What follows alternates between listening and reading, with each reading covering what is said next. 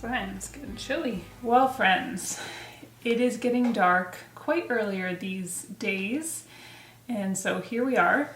I'm looking out and I can only see some light over the top of the mountains.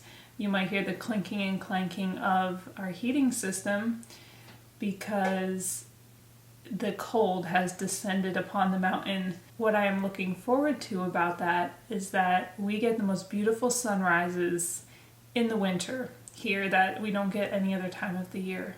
I wanted to share with you an excerpt from an article that was penned by Laura Ingalls Wilder all about the time leading up to the season of Thanksgiving. And before I read you that, I just wanted to share a couple thoughts of things that I've been thinking about that have been in my heart the last few days as I've been meditating on the topic of Thanksgiving. And what keeps circulating through my head is something that I heard, which was that an aspect of gratitude is about falling in love with the life that you already have.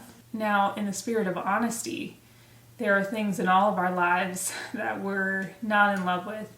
And there are definitely things in our lives that we shouldn't be in love with. Maybe that's not taking care of ourselves, not eating right, not exercising, not taking care of our bodies, which could be causing ill health or affecting the way that we feel on the inside.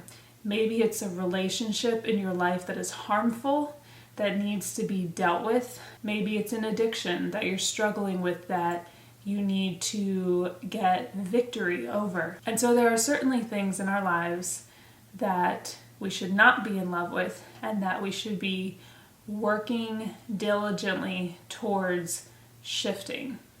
But as we are on that journey and as we are fighting that good fight, it is so important while we are in the space of waiting on the Lord, possibly for answers about a change in a job or relationship or something like that.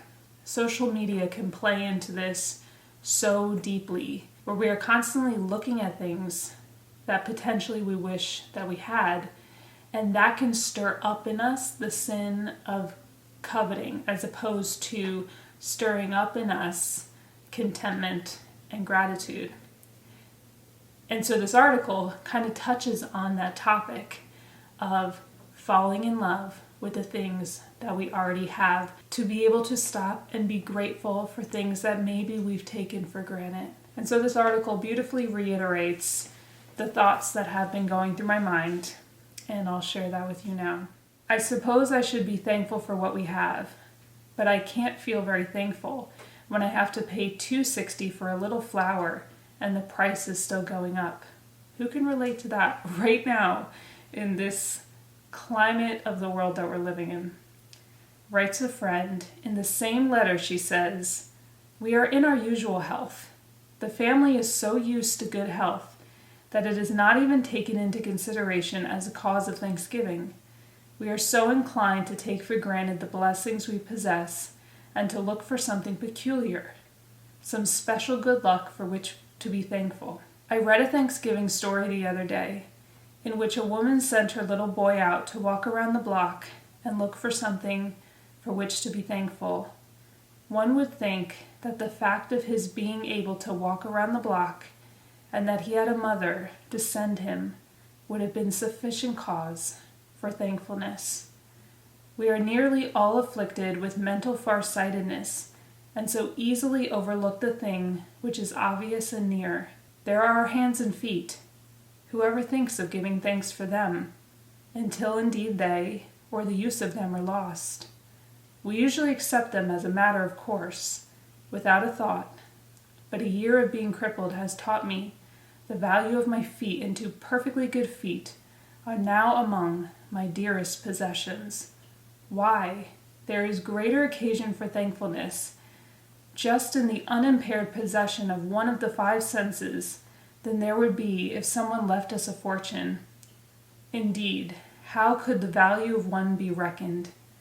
When we have all five in good working condition, we surely need not make a search for anything else in order to feel that we should give thanks to whom thanks are due.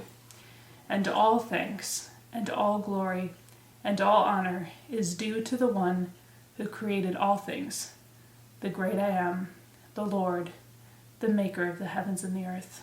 So friends, I am thankful for you, and I do not take for granted the fact that you choose to subscribe to this channel, to watch these videos, to make the nice and kind and encouraging comments as some of you make.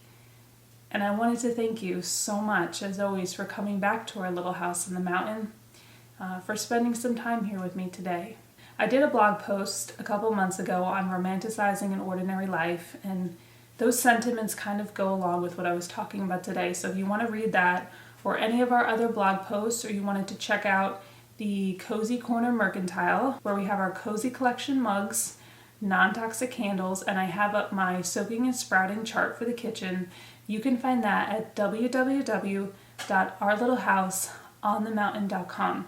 And a big thank you and a hug to our patrons for helping make this possible. I pray that you all find something to be thankful for today.